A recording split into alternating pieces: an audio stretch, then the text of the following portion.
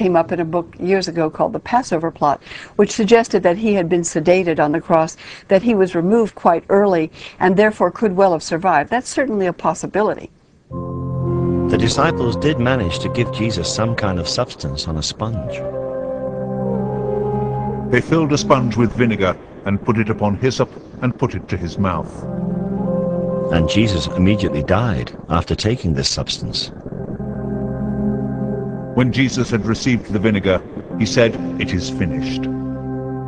But oddly enough, it isn't necessary to suggest that Jesus was sedated or drugged by whatever was on the sponge in order to believe that he could have survived.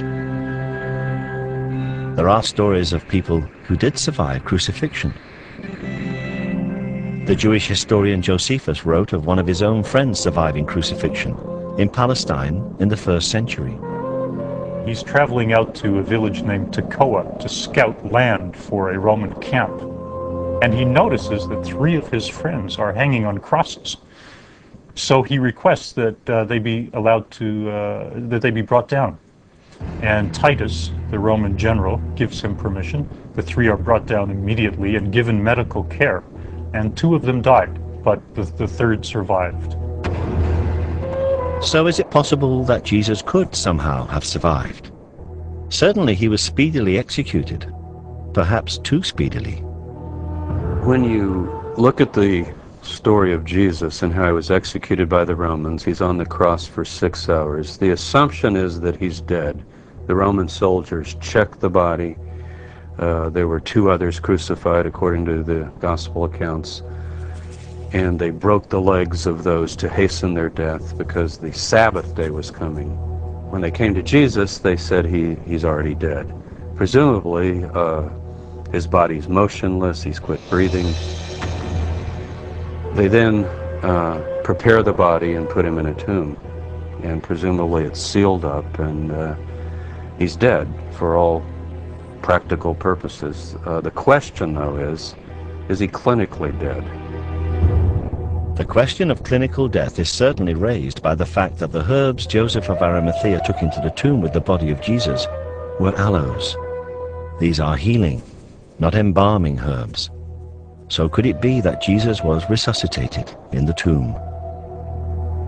A lot of modern people, I think, confuse the term resurrection with life after death. Resurrection is a Hebrew idea. And it's the notion that someone is in the world of the dead, which the Hebrews call Sheol, and they have their body's been buried, and they resuscitate, or they come back. A term we might use today would be resuscitation more than resurrection. It would actually get the idea. We do have stories, both from the modern world and from the ancient world, where people appear to be dead, and for all practical purposes they are dead. That is, they're not responding to the outside world, but then they do, in fact, revive or come back. We call it resuscitation, but if you want to press the language, that would be resurrection. Whatever actually happened, the different gospel stories do all agree that the disciples saw Jesus as if he were alive. But if Jesus survived, it doesn't necessarily mean that the resurrection was a hoax or a deliberate falsehood. At the end of the 19th century, the English writer Samuel Butler, in his book on the resurrection, came up with the theory that if Jesus had collapsed in a shock-induced coma on the cross and then recovered, he and the disciples would actually have believed his recovery was a miraculous resurrection. That still has great credibility if you see it in the light, for instance, of more contemporary developments. Look at the near-death experience in the United States. Something like 13 million people in the United States say they've had near-death experiences. They've seen this white light. They believe it to be some form of miracle. So the idea that in the 1st century, when they had none of this scientific insight and they had none of these hospitals or whatever to save them, that people thought it, actually makes a lot of sense.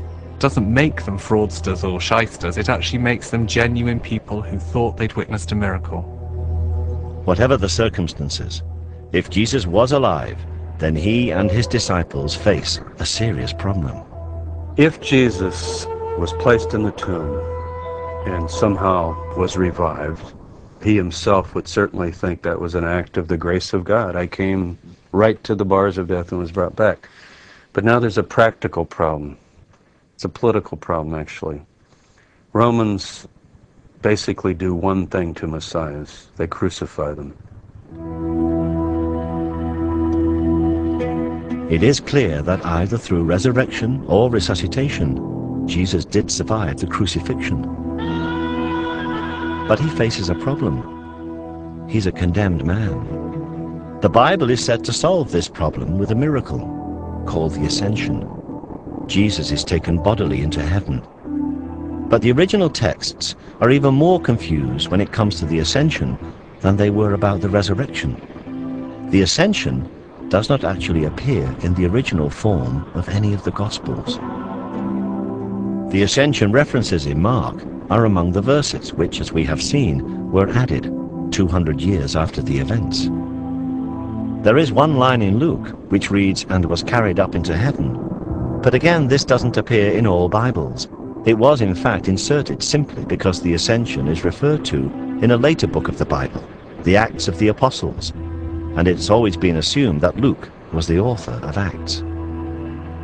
There's no Ascension in Matthew, and John's Gospel ends with the enigmatic words, And there are also many other things which Jesus did, the which, if they should be written every one, I suppose that even the world itself could not contain the books that would be written. So what were the many other things that Jesus did? If the faithful knew that Jesus was in fact still alive, surely they would have shared that knowledge, and surely they must have hoped that at some time in the future it would have been safe for Jesus to return, and evidence for that hope should be somewhere in the original text. It is. The disciples were expecting Jesus to return. They were expecting what has become known as the second coming. But this was not necessarily going to be a miraculous return. Jesus definitely went away. Whatever view of resurrection you take, resuscitation or divine miracle, in the traditional sense of belief in resurrection, he goes away. He says, "I'm going away." The disciples say, "Can we come?" He says, "No." And he says, "I'm going to come again." Now what's interesting about that is normally, if someone says they're going away, and they're going to come back, and you're sort of looking at your watch or your calendar wondering, okay, he said he went away, he's going to come back, you'd take it in that everyday sense. The concept of a heavenly second coming with Jesus returning on the Day of Judgment was only created after it became clear that he had not returned in that everyday sense. That key Christian idea of the second coming, that Jesus, having come once and died and risen from the dead, will come again, is very much a distinctive Christian idea. It's Christianity borrows most of its ideas from Judaism, but this is one that it thought up on its own. If you look at the Messiah tradition in Judaism, and obviously when Jesus was around, the Jews were expecting their own Messiah. They were expecting him to come and sort everything out, and that would be an end to it. They weren't expecting him to come, half sort things out, die, go off somewhere, and then come back a bit later on. This is really, the second coming is one of the distinctive Christian ideas. But does the concept of a heavenly second coming ignore the very matter-of-fact nature of some of the references to it in the Bible? A lot of those references to Jesus coming back might in fact be taken more in an everyday sense of someone going away to accomplish a certain mission and then planning to return when that mission was accomplished. But if Jesus did leave Palestine, France still doesn't seem a likely destination.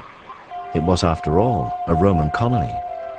Some claim that if Jesus did survive the crucifixion, his first priority would be to escape from the jurisdiction of the Roman Empire. You just look at a map. Palestine is on the far eastern border of the Roman Empire.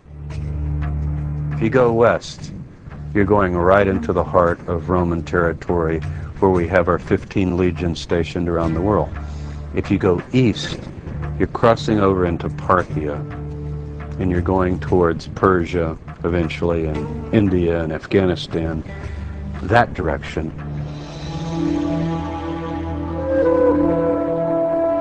And if Jesus thought he was the Jewish Messiah, There was another reason why he might have traveled east.